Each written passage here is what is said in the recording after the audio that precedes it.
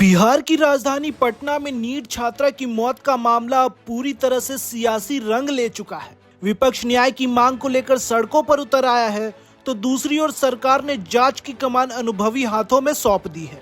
JDU के कद्दावर मंत्री अशोक चौधरी ने आज विपक्ष के हमलों पर पलटवार करते हुए साफ कर दिया कि मुख्यमंत्री नीतीश कुमार के लिए वो छात्रा अपनी बेटी जैसी थी। नीट छात्रा की मौत के बाद पटना में आज कांग्रेस के कार्यकर्ताओं ने जमकर बवाल काटा। मुख्यमंत्री नीतीश कुमार का पुतला फूंकते हुए कांग्रेस ने सरकार पर कानून व्यवस्था को लेकर गंभीर आरोप लगाए।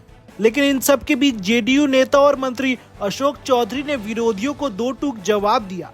अशोक चौधरी ने दावा किया कि अगले 48 से 72 घंटों के भीतर पुलिस इस मामले का पूरा खुलासा कर देगी। मंत्री अशोक चौधरी ने बताया कि इस केस में पुलिस को पूरी छूट दी गई है। उन्होंने कहा कि एसआईटी की टीम जहानाबाद से लेकर पटना तक हर बिंदु पर जांच कर रही है। हमारे आईजी और सीनियर एसपी खुद इस केस की मॉनिटरिंग कर रहे हैं। अशोक चौधरी ने साफ लहजे में कहा, ये वो सरकार नहीं जो अपराधियों को संरक्षण देती है। ये कानून का राज है और लापरवाही बरतने वाले किसी भी शख्स को बख्शा नहीं जाएगा।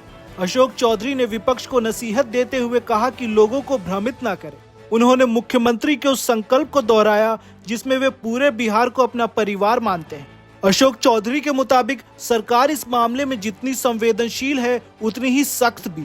छात्रा के घर से लेकर उसके हॉस्टल तक पुलिस हर सुराग खंगाल रही है ताकि सच सामने आ सके। नीट छात्रा की मौत मामले ने अब बिहार की राजनीति की दिशा मोड़ दी है।